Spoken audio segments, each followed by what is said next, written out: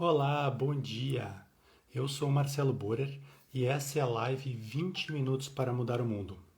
Um canal aqui da Utopia App para compartilhar as soluções que vêm sendo desenvolvidas para alavancar a transição para um mundo melhor.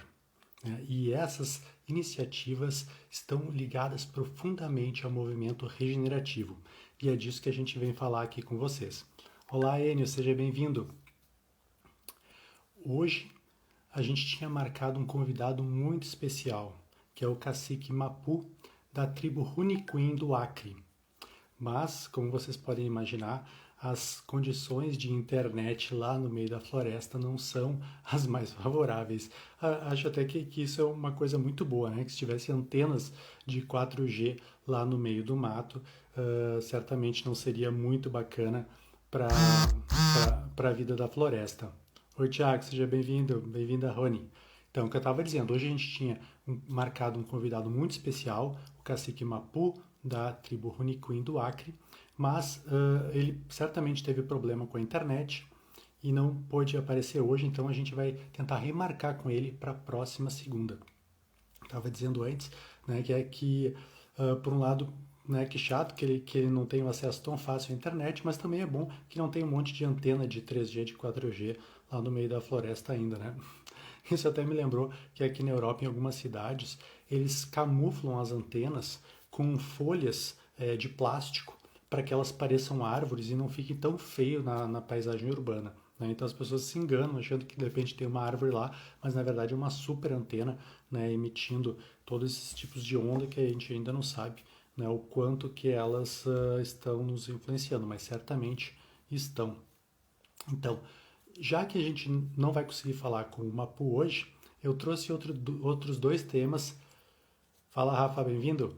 Eu trouxe outros dois temas que eu queria compartilhar com vocês e fico aberto para perguntas ou para quem quiser, né, que se alguém tiver assistido algum desses temas, de entrar aqui na conversa e a gente discutir um pouco. Oi, Leandro, seja bem-vindo. Falamos na semana passada com o Leandro e a Marina do Terra Docilar, um projeto muito bacana e muito inspirador que traz aí iniciativas muito positivas para quem quer adotar um estilo de vida muito mais sustentável e regenerativo. Tá? Essa live, assim como todas as outras que a gente fez anteriormente, ficam gravadas nas séries aqui do canal. Você vai lá em GTV, lá tem séries, vai achar as gravações da live 20 minutos para mudar o mundo. A gente já conversou com pessoas incríveis como a Angélica, do Transition Towns, né, o braço brasileiro aqui, que é um dos mais bem desenvolvidos do mundo. Né? Foi uma conversa fantástica. Antes a gente teve com a Ana Tomás, do Muda Piracaia, também trouxe perspectivas assim, tipo, de realmente abrir a nossa cabeça. Enfim, tem várias lá gravadas. Quem não assistiu, convido a passar lá e dar uma olhada. E para quem está chegando agora, a nossa conversa com o Mapu, o cacique dos Runicuim, provavelmente vai ser remarcada para a próxima segunda, porque ele deve ter tido problema lá com a internet e não conseguiu aparecer. Bom, o que eu tenho para contar para vocês de interessante, né, sobre o movimento regenerativo? Eu tenho visto que no Netflix tem cada vez aparecido mais, ou talvez o algoritmo deles tenha visto que eu gosto desse tema e tenha me mostrado mais isso. Mas eu vejo que cada vez tem uma oferta maior de filmes, principalmente documentários e séries, que focam no tema da ecologia, da sustentabilidade e da regeneração. Um documentário que é muito importante, eu recomendo muito que vocês assistam, tipo, é fabuloso, é feito pela BBC de Londres, né, um dos canais mais importantes da Inglaterra, e ele é apresentado pelo David Attenborough. Esse senhor de 93 anos é um ícone do mundo natural, porque desde que ele tinha 20 anos, ou menos, acho que até ele tem 70 anos de carreira, ele vem apresentando programas na TV sobre natureza. Né? Naquela época ele viajava para lugares remotos, lugares selvagens, para gravar lá junto com os animais. Entrava no lago, no meio das tribos e tudo mais, no meio das florestas, e trazia para as pessoas em sua casa uma visão de um mundo intocado, de um mundo selvagem. Então, nesse documentário, que em português se chama O Nosso Planeta, ele começa contando essa história, né, de como ele percebeu em primeira pessoa, porque ele estava lá, tipo, ele está lá abraçado nos gorilas, vocês vão ver as imagens, que fantástico, né? Nessa quase um século de vida, né, 70 anos de carreira, ele está com 93, como que essa vivência constante de acompanhar, de registrar esses ambientes naturais, esses ambientes selvagens, foi trazendo para ele uma perspectiva muito clara de como eles estavam em declínio, como eles estão em declínio, na verdade, né? E aí, ao longo do documentário, conforme ele vai contando, né, esse avanço da carreira dele, mostrando as cenas incríveis, acho que a cada 10 anos aparece um gráficozinho que mostra qual era a população humana global naquela época, por exemplo, em 75, depois de 85, depois de 95. Então tem um contador ali que vai mostrando quantos bilhões de pessoas. Embaixo mostra qual é o aumento da poluição atmosférica por emissão de CO2. Né? Então tem dados, mostra qual o ano que começou a ser medido isso e mostra ali o quanto que vai aumentando. Então tu vê na mesma página quanto que aumentou a população e quanto que aumenta a taxa de emissão de CO2. E também o terceiro dado que mostra, nessas intervalos entre etapas da vida e da carreira dele, é o declínio da quantidade de espécies selvagens, né, no ambiente natural. Isso também tem vários estudos que mostram quantos elefantes ainda tem, quantas baleias ainda tem, né? Tem estimativas, tem vários cientistas que né, seguem esses animais, botam marcadores, enfim, tem várias formas, ainda mais agora com satélite, de rastrear e ter uma ideia, né, de quanto que ainda tem de determinada espécie, tanto que eles conseguem identificar muito claramente quando uma espécie está ameaçada ameaçada de extinção e precisa, né, ser mais protegida. E é muito impressionante ver que num período de tempo de 70 anos, né, houve um crescimento populacional gigantesco, um aumento gigantesco das emissões de carbono e um declínio terrível na quantidade de espécies. Ele mostra um dado que, se juntar hoje todos os animais do mundo, tirando o ser humano e tirando galinhas, porcos e vacas, e talvez cabritos, né? Todos os animais selvagens do mundo, ele fala de camundongos a baleias, se a gente juntar tudo isso, não dá nem 4% dos animais que tem no planeta. 4%. Né? No livro do professor Yuval Harari, que tem aqui atrás, o Sapiens, ele traz dados, agora não vou me lembrar dos números, da quantidade de galinhas, porcos e vacas que a gente cria no mundo. É muito maior do que a população humana. É uma quantidade gigantesca de porcos, galinhas e vacas que a gente cria, e obviamente para criar eles a gente precisa de espaço, né? Precisa de pasto, e aí mais florestas são derrubadas para criar esses animais, e cada vez esse espaço da vida selvagem diminui.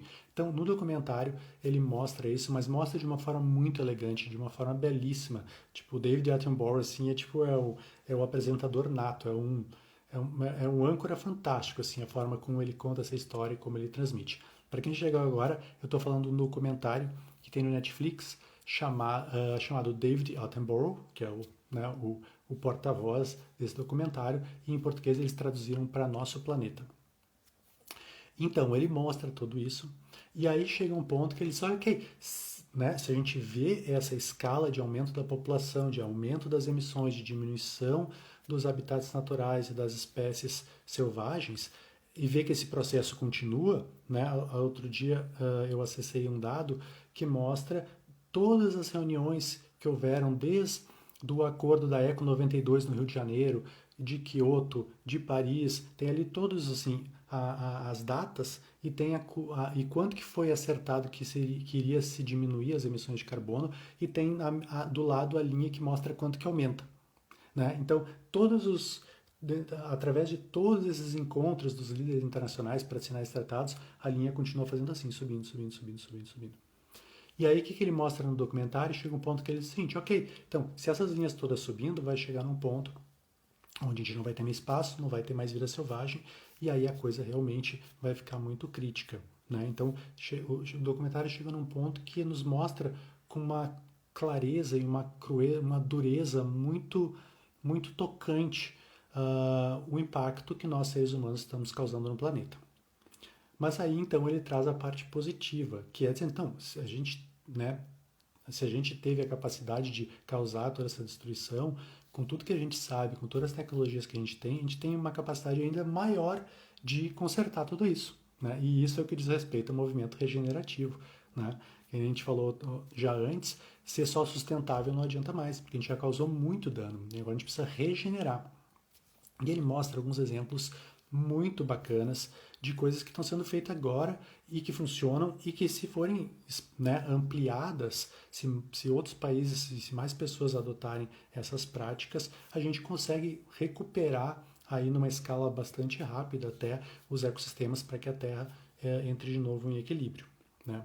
Então alguns desses exemplos são, ele mostra que Marrocos, né, o país de Marrocos, que fica bem no norte da África, ali, em cima da região do Saara, quase na linha do Equador, uma das regiões com maior insolação, o governo optou por investir em energia solar.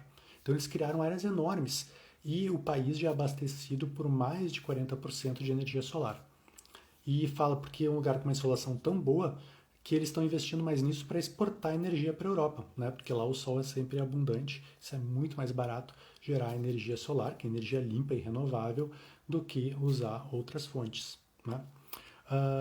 Ele fala também na Holanda técnicas de plantio urbano intensivo que permitem que se produza muito mais comida em menos espaço. Essa é uma abordagem mais tecnológica, mas a gente sabe que todas as técnicas agroflorestais permitem que numa área muito menor se produza muito mais, com mais abundante, com mais variedade e que as plantas têm muito mais resiliência à praga sem precisar usar qualquer tipo de aditivo porque elas estão misturadas na agrofloresta. Deixa eu ver se eu anotei aqui, se eu me lembro de outros exemplos que ele fala de consumo consciente, enfim, ele mostra alguns exemplos muito práticos, muito objetivos, que estão sendo feitos já numa escala bacana, né, e que podem ser replicados, e isso faria com que a gente, então, rumasse de volta para um estado de harmonia com o planeta. E aí eu estou contando para vocês sobre esse documentário, porque alguns dias depois que eu assisti aconteceu uma live apresentada pela Sua Santidade o Dalai Lama. Ele tem um canal, né, onde ele de vez em quando, né, apresenta lives. E esse foi um encontro muito especial, porque ele recebeu pela primeira vez, né, eles conversaram assim pela primeira vez com a Greta Thunberg, né, a líder do movimento Fridays for Future. Tenho certeza que todo mundo conhece a Greta.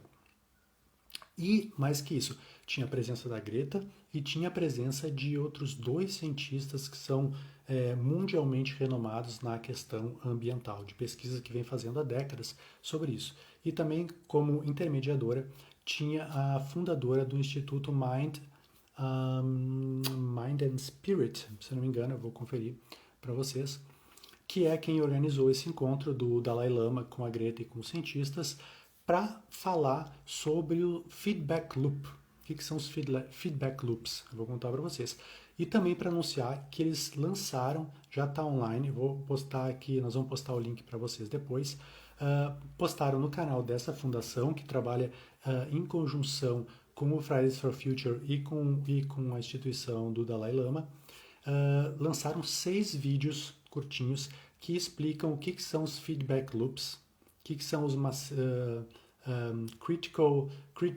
tipping points e os massive effect, se não me engano. Mas o ponto principal da live era falar sobre o feedback loop. Então eles lançaram 6 vídeos que explicam isso, e quem apresenta é o Richard Gere, né? Um ator super famoso, é quem narra esses vídeos. Mas eu vou já dar aqui para vocês a explicação. Quem tiver interesse pode ir lá para aprender mais. É bem fácil de entender. E é muito importante entender o que são os feedback loops, né? Feedback loop é o seguinte, é quando um processo desencadeia que ele se repita e cada vez ele se fortaleça formando um loop, né? O que é o feedback? É ter um retorno e o loop é aquilo vai de novo. E aí ele vai se acelerando e vai se acelerando e vai se acelerando, né? Um exemplo de feedback loop, claro, existem feedback loops positivos, né? Que aí vai reforçando uma ação, um efeito positivo, né?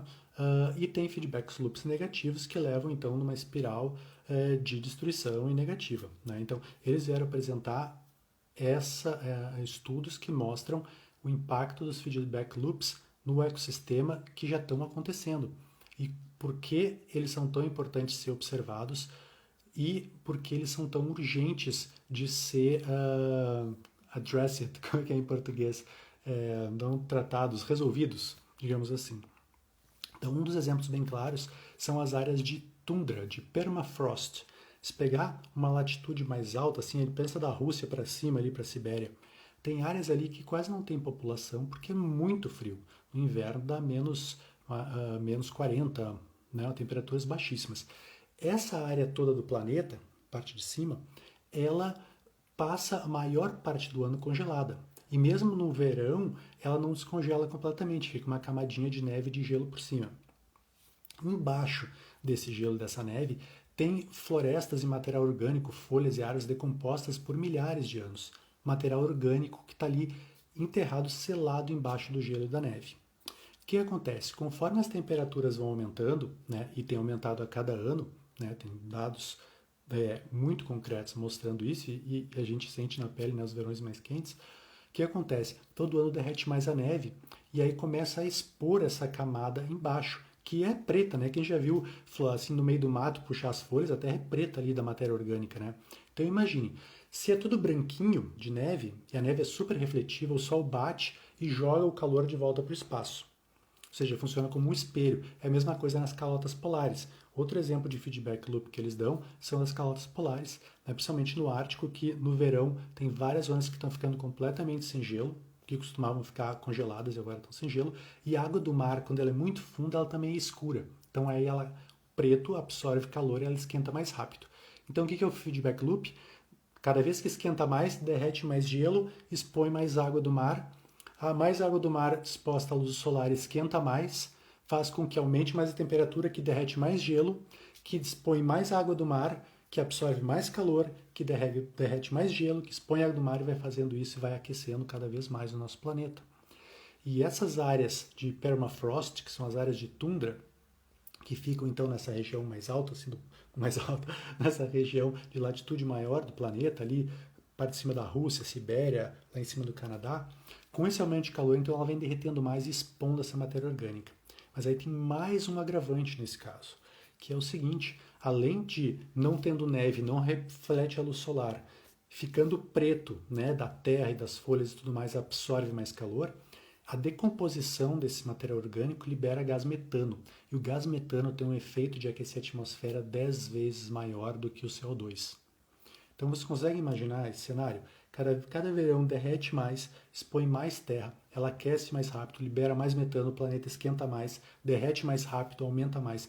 E o que eles falam é que isso chega num ponto que a gente não vai conseguir mais controlar, porque o sistema realmente ele perde o seu balanço, a Terra perde sua capacidade de balancear a sua temperatura, porque esses sistemas se retroalimentam.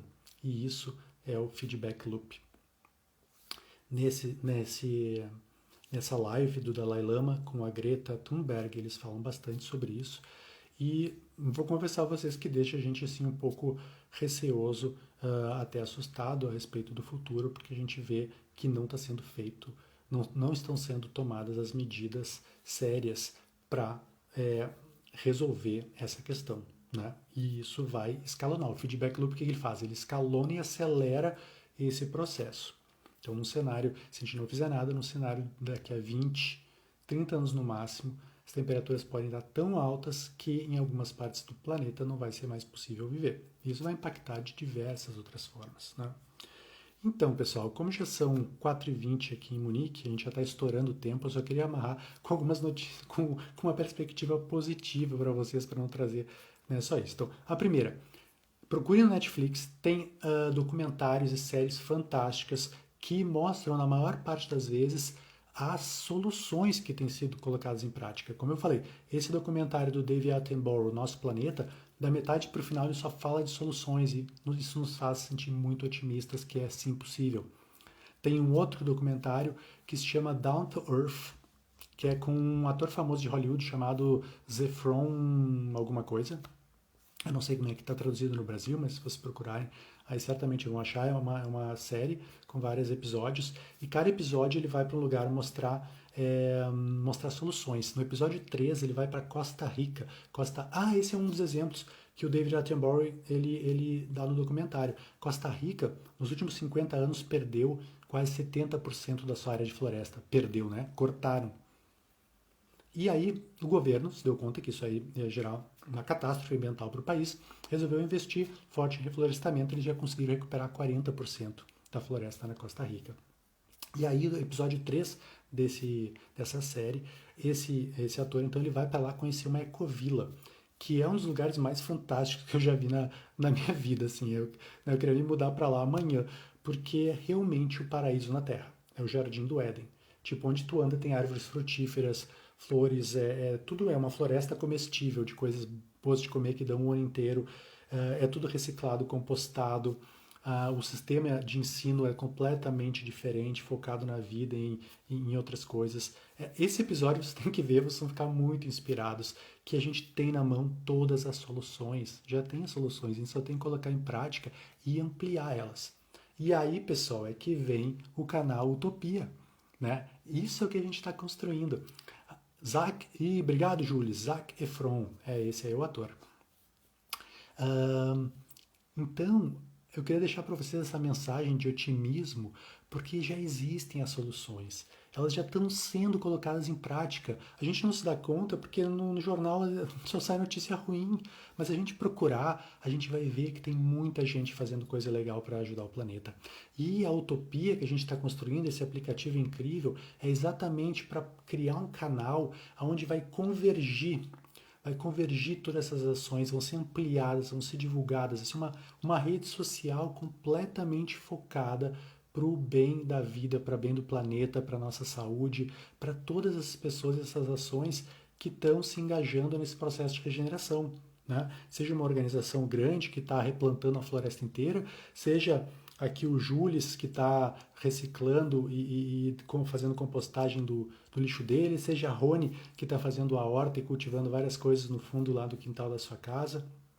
Cada um na sua escala, existem inúmeras soluções e a gente pode colocá-las em prática já. A gente precisa colocá-las em prática já. Agora não é mais uma questão de opção, é uma questão de sobrevivência. E o bacana disso é que ao botar essas soluções em prática, a gente não vai ter uma vida pior, pelo contrário, a gente vai ter uma vida muito melhor. A gente vai ter que abrir mão de coisas, talvez de consumir coisas que a gente achava que eram importantes, mas na verdade são supérfluas. Um novo tênis Nike, um novo celular. Não, a gente vai ter tipo comida saudável no pé, a gente vai ter ambientes com ar limpo, rios limpos. Gente, eu moro aqui em Munique. Você consegue imaginar o que é tu morar numa metrópole, numa cidade tipo São Paulo, e tu poder caminhar até o parque, passa um rio que é limpo, e no verão todo mundo toma banho e se diverte, que nem se fosse praia. Tu vê os peixinhos e tudo mais passando no meio da cidade, né? Então a gente tem como fazer com que a nossa vida seja muito melhor, muito mais saudável, muito mais de boas, relax, né? Optando por opções que gerem impacto positivo para o planeta, né? Opções sustentáveis, regenerativas. E a gente está aqui na Utopia para compartilhar isso com vocês. Então eu queria que vocês avisassem seus amigos que toda segunda-feira a gente tem essa live que é só 20 minutinhos, agora eu já passei 4 minutos, tá? Mas normalmente é assim, bem compacta. São só 20 minutos para mudar o mundo, para abrir a cabeça, para se inspirar. E a gente seguido tá com convidados aí incríveis, pessoas que já vêm trabalhando nesse processo há muito tempo, fazendo um trabalho muito bonito que a gente quer compartilhar também com vocês. Então, hoje vamos ficando por aqui. Espero que na próxima segunda a gente consiga conectar com o Mapu, que é o cacique da tribo Runiquim, lá do Acre, que era o nosso convidado especial de hoje. Certamente ficou com problema na internet lá e não conseguiu conectar. Vamos ver se a gente consegue conectar com ele na segunda que vem. A gente vai divulgando aqui pela Utopia. Até mais. Muito obrigado. Tchau, tchau.